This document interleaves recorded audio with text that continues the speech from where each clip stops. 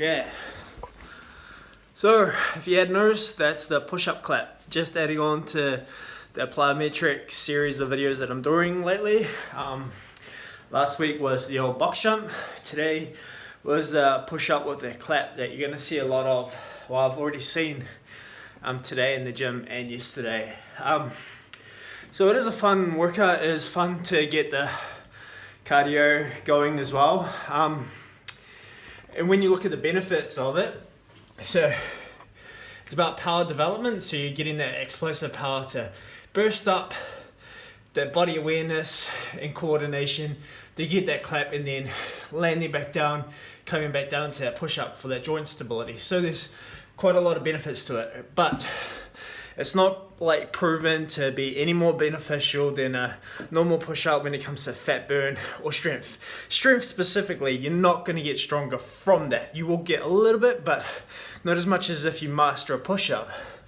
So where this can go completely wrong, and where a newbie could come in and do these push-ups with the clap and be jumping ahead of the lane, is when they've failed to master the push-up. Okay, so push-up, you want to be able to gain that strength to push yourself back up through your triceps, through your chest, have that mobility in your shoulder joints and your elbow joint, all through your scapula, getting them full range of motion through the movement, and having that kinetic chain strength as well.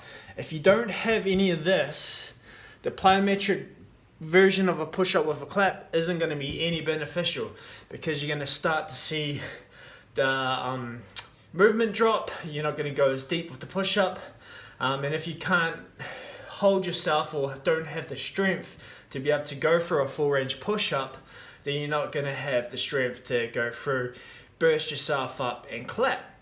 So what you want to do with the push-up with the clap, when you got the strength, so you want to be able to master the push-up on your knees, going through full range of motion, coming down, coming back up. So I am on my knees at the moment. So you want to be able to master this version, coming down, up, clap. Once you've got that and you've got that range of motion, then you want to like increase it to be able to do it on your toes at the same time. But again, you probably want to regress that and go from a push up on your knees, push up on your toes without the clap, coming right down to the ground and coming back up. Once you're getting at least 10 reps, then you can start thinking about making a plyometric. But like I said last week, this is the time of year where you're going to start seeing some really fancy workouts, and it's going to be like a flash in the pan where you're missing all the meat of it, which is the base of the push-up. You want to master that. And I've done plenty of push videos before relating to the push-up, relating to any chest areas being really tight, overactive, and being your back muscles too underactive.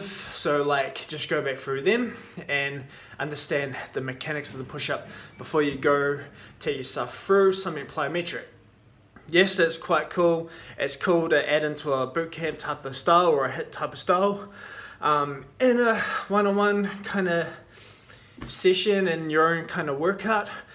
It serves no real purpose other than if you're trying to develop power, and I'm doing like a superset light for myself. If I was to add that to my own training, I'd look at doing a heavy bench press, and then I'd superset it with that, only because I know I could do that and I'll be fine. When you're at that point and you do have mobility and strength, then you can start adding that. But if you don't have that in a normal push-up, that's when you should push to the side and then work on those base groundwork for the push-up itself.